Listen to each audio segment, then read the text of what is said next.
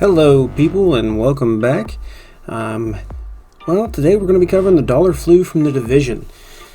Just to give you a little rundown of what it is, cover what the potential components of it would be and all of that. That's the goal of today's video. We'll put it in here now so you don't got to hear me say it later. If you like what you're hearing, if you like what you're seeing, give me a like, give me a follow. Hit that notification bell so this way you know whenever the next videos go up. I will be covering a variety of different games in the future. I have planned, kind of just dealing with all of this stuff during the pandemic. What a heck of a time to start a YouTube channel. But I digress. Let's get into it.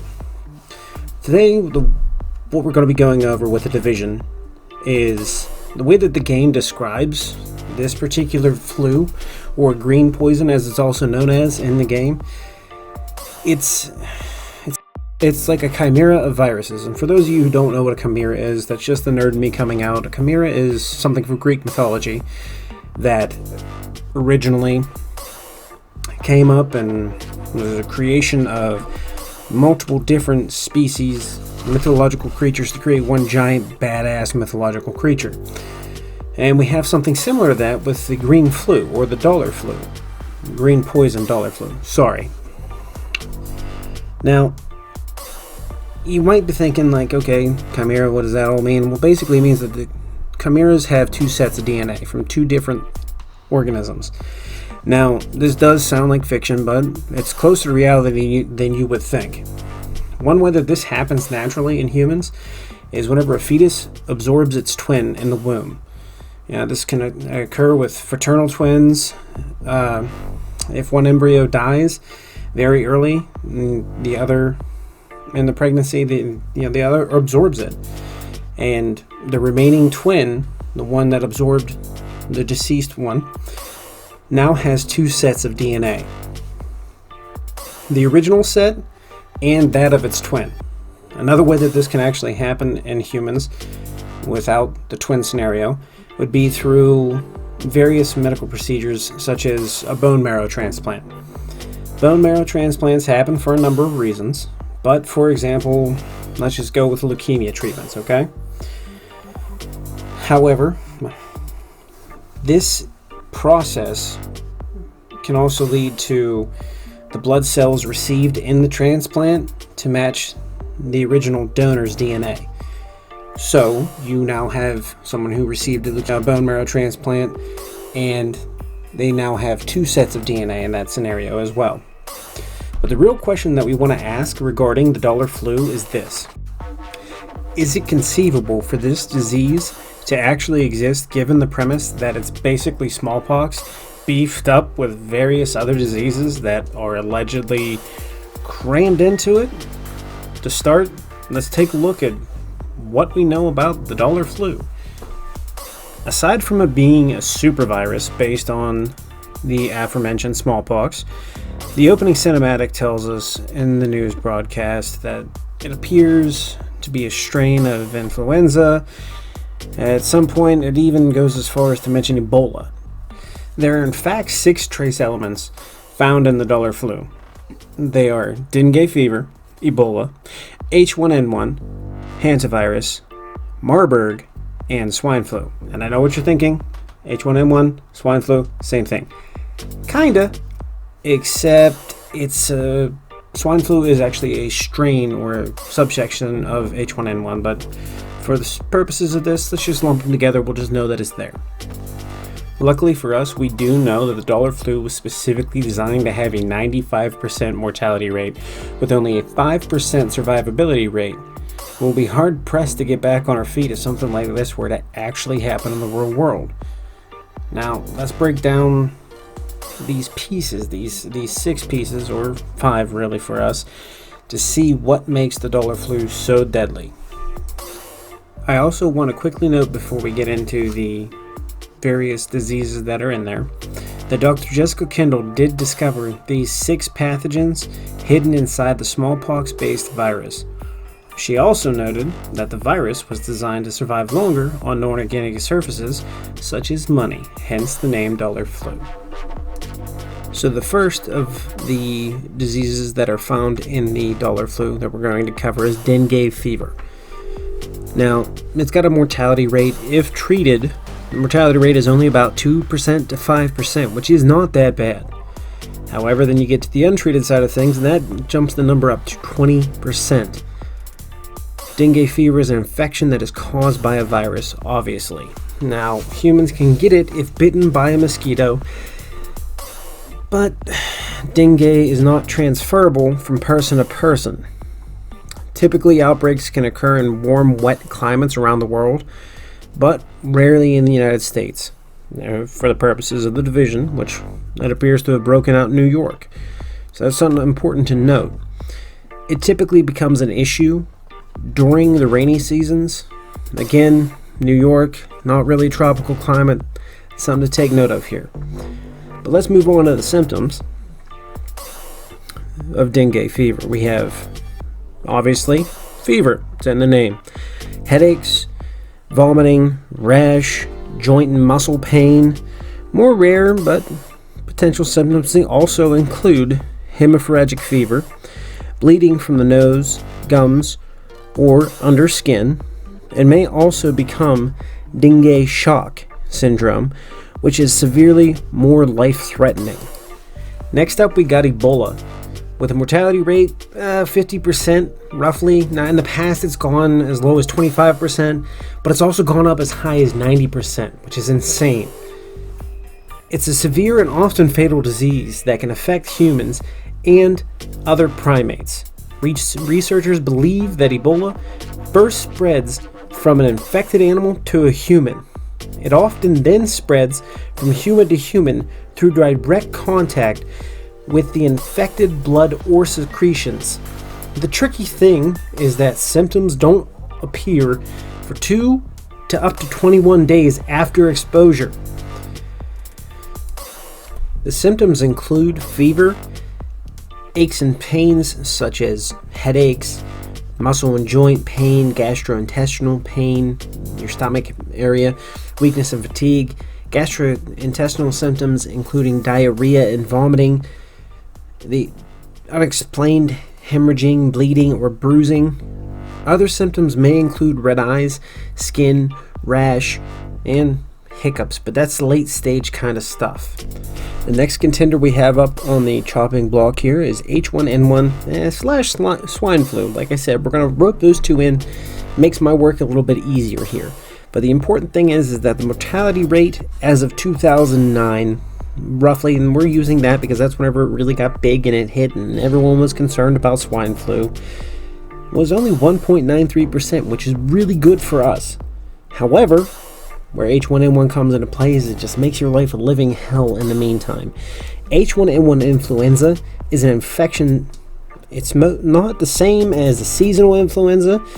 The first outbreak, it was in 2009, as I mentioned, nicknamed swine flu because the symptoms presented mirror that of the symptoms exhibited by a pig whenever it is infected with this stuff. Symptoms include fever, muscle aches, fatigue, sore throat, headache, runny or stuffy nose, cough, chills, vomiting, diarrhea. The symptoms start roughly 3 to 5 days after exposure. These symptoms usually last about 8 days. Next up, we have hantavirus, with the mortality rate coming in at 36%. Technically speaking, the hantavirus is a family of viruses spread by rodents. Each variant has a specific host species of rodent. The two most commonly known variants of the hantavirus are the ones found in the Americas, are the hantavirus pulmonary syndrome, or HPS for short. The other is found in Europe and Asia. It is hemorrhagic fever with renal syndrome, HFRS for short. Infection with any hantavirus can produce hantavirus disease in people. Regardless of the host species, the virus is spread to people via aerosolized particulates that are shed in urine, feces, and saliva. Though much less frequently, it can also be spread by a bite from an infected host. Now, for us that live in the United States, the probable hantavirus we would encounter or come into contact with in the form of dollar flu is the Sinombre virus. Badass name, Spread by the deer mouse, though. Not so bad. Now, focusing in on the symptoms, the Swine virus, that's what I honed in on because, well, that's what we're going to probably encounter.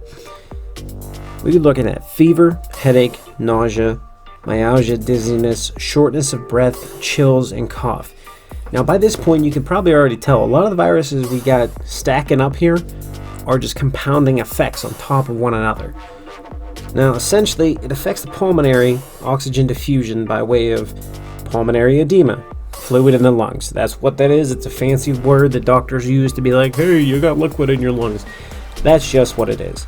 It's often fatal without medical intervention, and that's really the thing, because you're going to feel like you're drowning, and nobody wants that.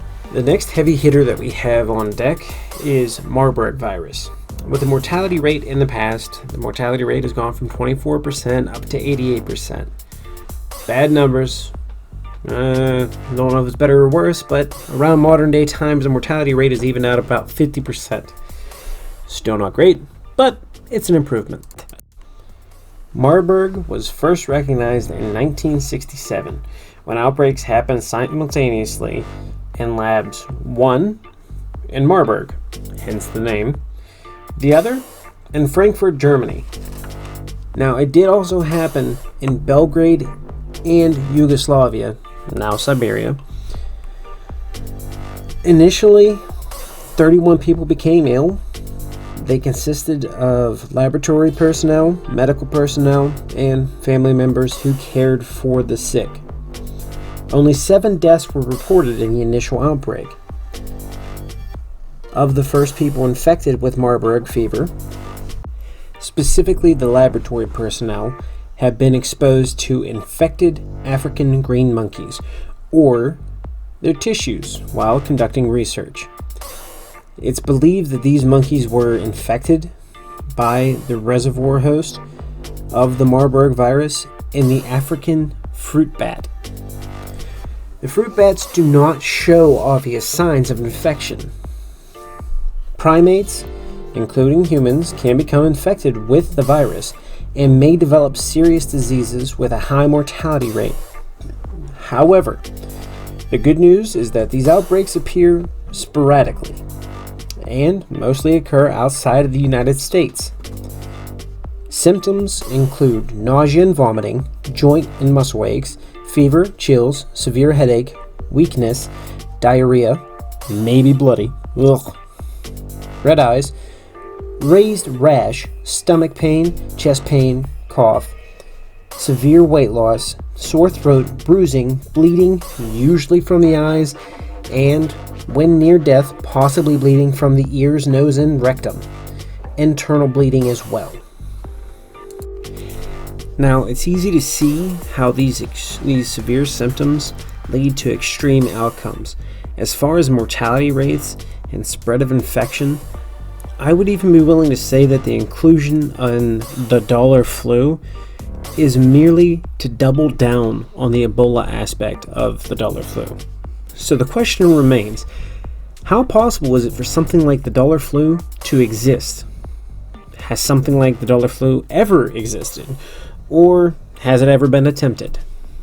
Well, the answer is a bit complicated. There is a scientific discipline known as synthetic virology.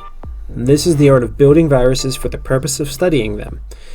As you could probably guess, this synthetic virology is the cause of the dollar flu outbreak in the division. How does this apply to real life, though?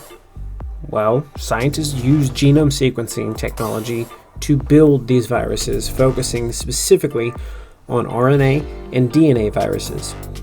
Though, historically, RNA viruses have been used due to their small genome size and the reverse transcription machinery that we currently have at our disposal.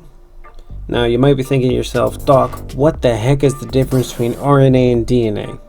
Well, RNA is a single strand, whereas DNA has 2 strands. RNA contains ribose sugar, where DNA contains deoxyribose sugar. The current application for synthetic virology is to investigate Novel strategies for vaccines. Most importantly, it is also being used to study and examine the effects of potential bioterroristic attacks. Now, to answer our question from the beginning, however unlikely the dollar flu seems to be, it's surprisingly plausible. With technology that we currently have in our world, in our reality, like CRISPR, makes this work of fiction into reality adjacent.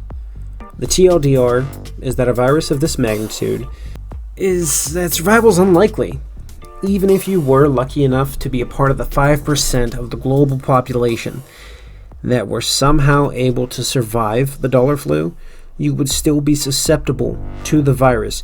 So you would have to be careful with contaminated areas. Even with respirators, higher concentrations are extremely dangerous.